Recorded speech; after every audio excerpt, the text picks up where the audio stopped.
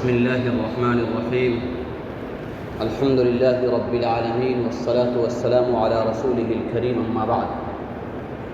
أعوذ بالله من الشيطان الرجيم. بسم الله الرحمن الرحيم. والفجر وليال عشر. وقال تعالى في موضع آخر: بسم الله الرحمن الرحيم. إنا أعطيناك الكوثر فصل لربك وانحر إن شانئك هو الأبتر. صدق اللہ العظیم. معزز بزرگان دین، اللہ رب العزت کا احسان اور فضل ہے کہ اللہ تعالیٰ نے ہمیں وہ مقدس مہینہ عطا فرمایا جو اپنی برکات کے لحاظ سے بہت بڑا ہے. یہ جو مہینہ چل رہا ہے یہ ذی الحجہ کا مہینہ ہے. ذی الحجہ کے مہینے کے متعلق میں نے قرآن مقدس کی سورۃ الفجر کی 2 آیت پڑھی ہے. اللہ رب العزت نے 2 چیزوں کی قسم کھائی. والفجر، قسم ہے فجر کی، ولیال عشر، اور قسم ہے 10 راتوں کی. حضرت مجاہد، حضرت اکرمہ اور حضرت عبداللہ ابن عباس رضی اللہ تعالی عنہم اجمعین سے مروی ہے کہ والفجر میں جو فجر کی قسم کھائی گئی ہے اس سے مراد عید قرباں یعنی 10 ذی الحجہ کے جو فجر کی صبح ہوتی ہے وہ مراد ہے. یعنی جس دن ہم لوگ عید الاضحیٰ کی نماز پڑھتے ہیں اور فجر جب شروع ہوتی ہے اس فجر کی اللہ نے قسم کھائی. ولیال عشر، اور قسم ہے 10 راتوں کی. اس کے متعلق بھی حضرت عبداللہ ابن عباس رضی اللہ تعالی عنہما، عبداللہ ابن مسعود رضی اللہ تعالی عنہ سے غالباً مروی ہے کہ جناب نبی اکرم صلی اللہ علیہ وسلم پر اللہ تعالیٰ نے جو یہ وحی نازل کی تو ولیال عشر سے مراد ذی الحجہ کی 10 راتیں مراد ہیں.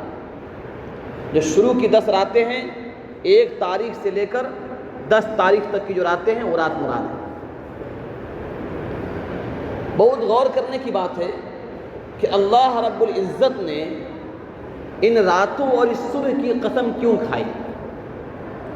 اس کے متعلق متعدد احادیث میں جناب نبی اکرم صلی اللہ علیہ وسلم کے ذریعے سے مروی ہے کہ اللہ رب العزت کے نزدیک ان 10 راتوں اور ان 10 دنوں سے پورے سال میں کوئی اور دن افضل نہیں ہے. اللہ تعالیٰ کے نزدیک افضلیت کے لحاظ سے، برکت کے لحاظ سے، فضائل کے لحاظ سے ذی الحجہ کی 10 راتیں اور اس کے 10 دن یہ تمام دنوں میں سب سے افضل دن ہیں سوائے رمضان کے. علماء نے لکھا ہے کہ جو بندہ ان دنوں میں 1 روزہ رکھے گا اس کو اللہ تعالیٰ 1 سال روزہ رکھنے کا ثواب عطا فرمائیں گے،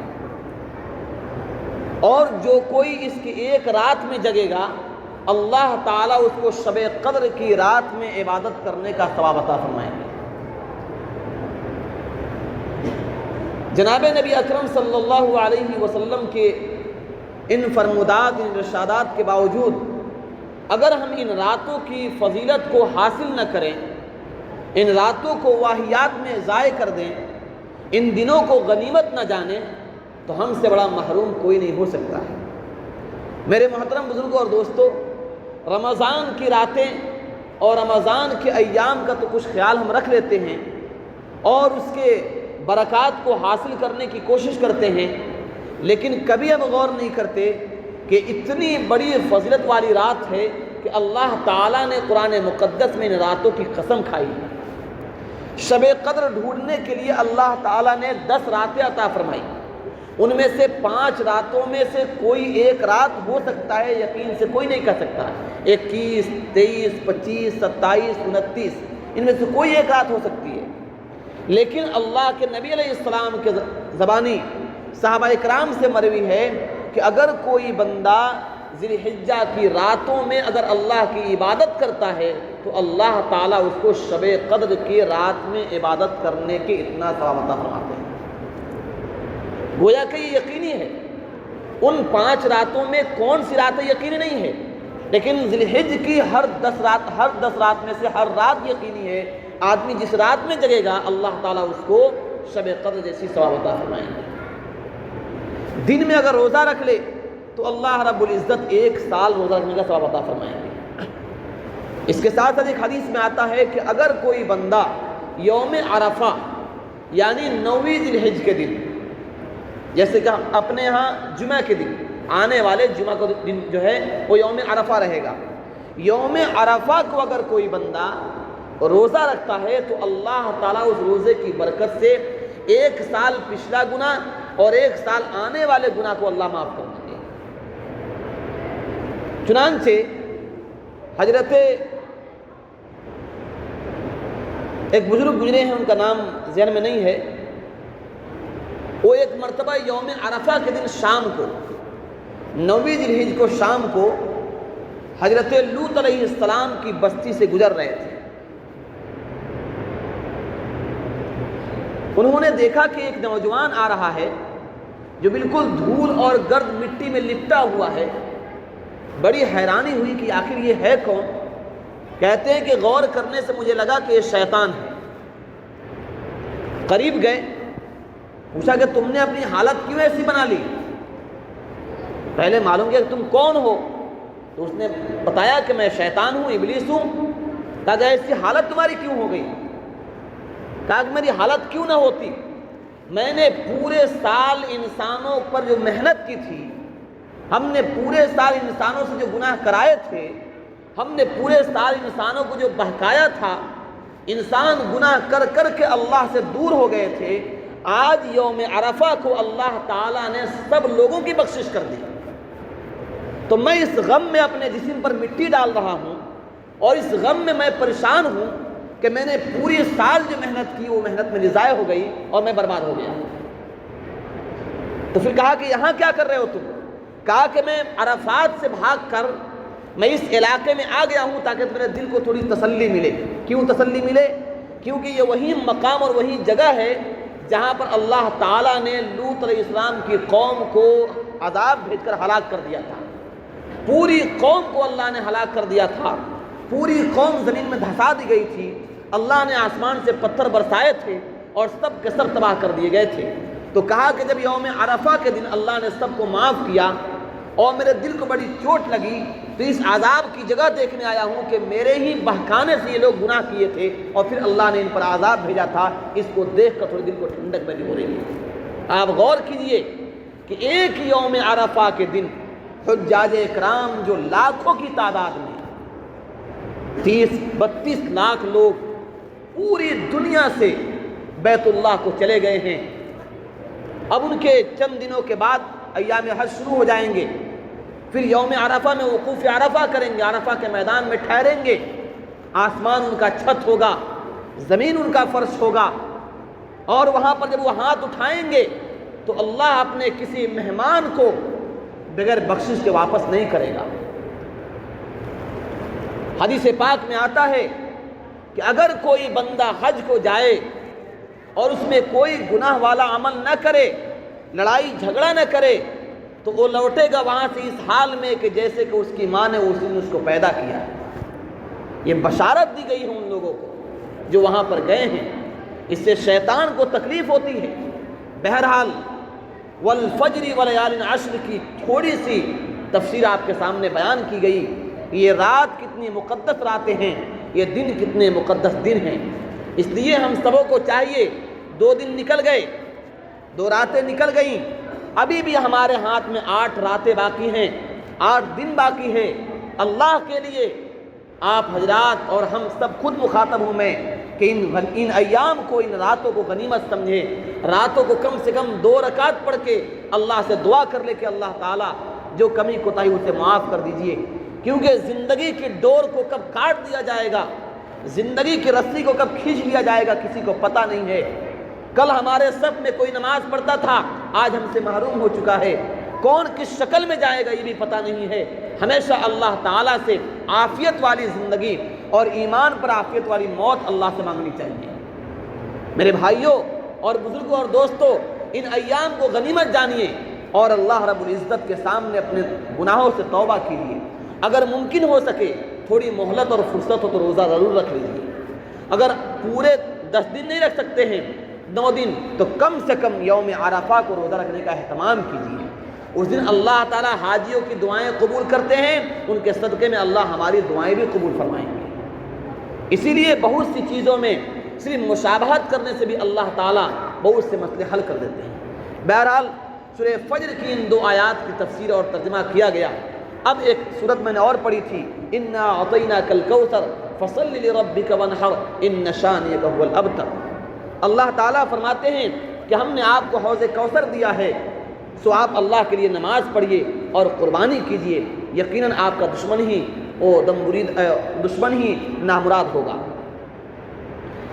اس سورۃ مبارکہ میں اللہ تعالیٰ نے قربانی کا حکم دیا۔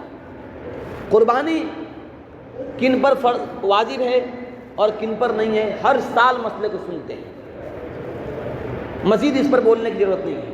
جو بندہ صاحب نصاب ہو، اتنا مال ہو جس پر زکوٰۃ واجب ہو جاتی ہے، تو اس بندے پر قربانی کرنا واجب ہے۔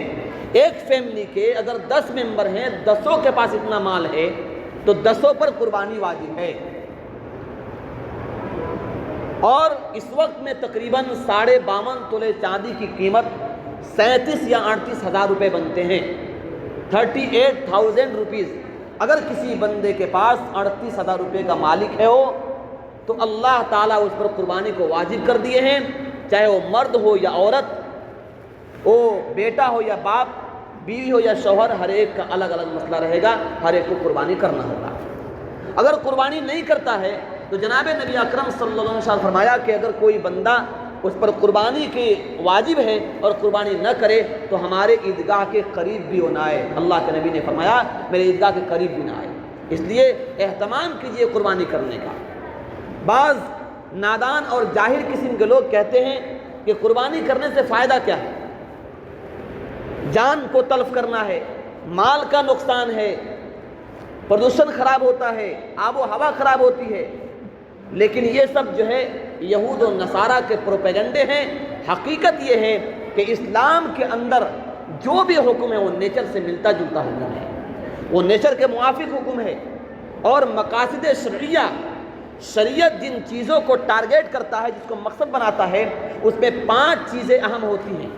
اس میں سے نمبر 1 ہے تحفظ دین، حفظ الدین، دین کا تحفظ۔ نمبر 2 حفظ النفس، جان کی تحفظ۔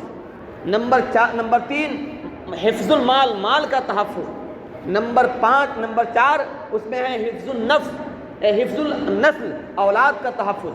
اور ایک اور چیز ہے، جب بھی کوئی شریعت حکم دے تو ان 5 میں سے کوئی نہ کوئی وجہ ضرور ہوتی ہے۔ قربانی کے بارے میں علماء نے لکھا ہے کہ بیک وقت 3 مقصد اس سے پائے جاتے ہیں۔ نمبر 1 تحفظ دین، حفظ الدین، دین کا تحفظ۔ وہ کیسے ہو رہا ہے؟ بندگی نام ہے اللہ تعالیٰ کے حکم کے سامنے سرنگو کر دینے کا۔ اسلام نام ہی ہے تسلیم کا، اپنے آپ کو اللہ کے سپرد کر دینے کا۔ تو قربانی میں عقل نہیں دوڑانا ہے، میرے رب کا حکم ہے ہمیں قربانی کرنا ہے۔ عقل کیا کہتی ہے؟ وہ عقل بعد میں یہی کہے گی کہ تم نے ٹھیک کیا ہے، پہلے عقل کے گھوڑے کو نہیں دوڑانا ہے۔ پہلے یہ ہے کہ اللہ رب العزت نے یہ حکم دیا ہے، ہمیں قربانی کرنا ہے۔ چنانچہ ایک واقعہ لکھا ہے چھوٹا سا کہ ایک مرتبہ کسی بادشاہ نے اپنے وزیر کو ایک قیمتی ہیرا دیا، بہت سے وزراء تھے اس کے، اور کہا کہ اس کو توڑو۔ سب نے انکار کیا، نہیں یہ کروڑوں روپے قیمت کی ہے، کیسے اس کو توڑ دیں گے؟ ایک اس کا غلام تھا، اس کو جب دیا تو اس نے لیا، جس کا نام ایاز تھا، اس نے لیا، اس کو فوراً توڑ دیا۔ سارے ہنسنے لگے، کیسا بیوقوف آدمی ہے، تم نے بادشاہ کا اتنا قیمتی مال ضائع کر دیا۔ وہ خاموش کھڑا ہے۔ بادشاہ نے کہا کہ ایاز کیا بات ہے، تم نے اتنا قیمتی چیز ضائع کر دیا؟ کہا کہ حضور آپ کی زبان اور آپ کے حکم کے آگے کوئی حیثیت ہی نہیں کسی چیز کی، اس کی کیا قیمت ہے آپ کے زبان کے آگے؟ بادشاہ نے اسے گلے لگایا اور کہا کہ حقیقت یہی کہ یہی وزیر ہونے کے لائق ہے، تو اگر بندہ کوئی ہے تو بندگی کا حق یہ ہے کہ اللہ نے جو کہہ دیا ہمیں کچھ نہیں سوچنا ہے، اللہ کے حکم کو پورا کرنا ہے۔ دوسری بات یہ کہ حفظ المال یہ بھی اس میں ہوتا ہے۔ کیسے؟ آپ دیکھ لیجئے، قربانی کے ایام شروع ہونے سے 20 دن پہلے سے مال آ رہے ہیں، مال جا رہے ہیں، جانور خریدے جا رہے ہیں، جانور بیچے جا رہے ہیں، چارہ لا رہے ہیں، یہ کر رہے ہیں، وہ کر رہے ہیں، ہزاروں لاکھوں انسان اس میں لگے ہوئے ہیں اور کروڑوں اربوں روپے کی مالیت کا ٹرانسفر ہو رہا ہے، غریب کے ہاتھ میں جا رہا ہے تو امیر کے ہاتھ میں جا رہا ہے، اس سے مال ایک دوسرے کے ہاتھ میں جا رہا ہے اور لوگوں کو پیسے ہاتھ میں نصیب ہو رہے ہیں۔ جب قربانی کے دن آئیں گے تو بہت سے ایسے مستحقین زکوٰۃ جن کے پاس قربانی نہیں ہے، اللہ رب العزت کے فضل سے ان کے پاس فراوانی ہوتی ہے اور اچھا مقدار میں مال ان کو پہنچ جاتا ہے اور وہ بھی گوشت کھا لیتے ہیں۔ اسی طرح سے جو کسائی کا کام کرتے ہیں وہ حضرات بھی اس میں الحمدللہ اچھا انکم کر لیتے ہیں۔ تو اللہ تعالیٰ نے جو حکم دیا ہے اس میں بہت بڑی اس میں حکمت ہے اور عقل و دانائی اس میں ہے کہ انسان اپنے رب کے حکم کو مان لے۔ وقت ہو گیا ہے اور بات مزید کی ضرورت نہیں ہے۔ اللہ رب العزت سے دعا ہے کہ اللہ تعالی ہم سب کو عمل کی توفیق عطا فرمائے۔ قربانی کریں اور ایک بات کا ضرور خیال رکھیں، ملک کے حالات کسی سے مخفی نہیں ہیں، ملک کے حالات ہم سے چھپے ہوئے نہیں ہیں۔ اب کوئی آدمی جان کر بھی گڑھے میں گرے تو پھر وہ سمجھے گا، اور سمجھ ہی رہے ہیں لوگ۔ تو اس لیے حکمت یہی ہے کہ قربانی ضرور کرنا ہے۔ قربانی کا مطلب نہیں ہوتا ہے کہ آپ ڈی جے لے کے دور بھجائیں کہ میں نے قربانی کیا ہے، میں نے قربانی کیا ہے، اور خون بدن میں لگا کے گھومے، گوشت لے کر گھومے، تھیلا لے کر۔ یہ مطلب نہیں ہے۔ قربانی کا مطلب ہے کہ ہم نے بس جانور اللہ کے نام پہ ذبح کر دیا، بات ختم ہو گئی۔ اللہ تعالیٰ کو نہ گوشت چاہیے نہ پوشت چاہیے، کچھ نہیں چاہیے۔ لن ینال اللہ لحومها ولا دماؤها، اللہ کو نہ گوشت پہنچتا ہے نہ اس کے خون پہنچتا، کچھ نہیں پہنچتا اللہ کو۔ اللہ تو دل کو دیکھتا ہے، تقوی کو دیکھتا ہے۔ اس لیے اللہ کے لیے کیجئے، چھپ کر کیجئے، احتیاط سے کیجئے اور بہت ہی پردے کا اہتمام کیجئے۔ بہت سے لوگ آپ کے اور ہمارے مخالف ہیں جو ہمارے طاق میں بیٹھے ہوئے ہیں، کہاں پر ماحول خراب کر دیا جائے۔ الیکشن کے ٹائم بھی ہیں، راحت اندوری کا وہ شعر بڑا مشہور ہے کہ ذرا معلوم کرو بڑا شور چل رہا ہے، کہیں چناؤ کا تو مسئلہ نہیں ہے۔ تو یہ بھی چیزیں ششہ اٹھا دی جائیں گی، اس لیے اپنے تحفظ کا خود خیال کیجیے۔ اللہ تعالی ہم سب کو عمل کی توفیق عطا فرمائے۔ وآخر دعوانا ان الحمدللہ رب العالمین۔ سنت باقی پڑھ لیں۔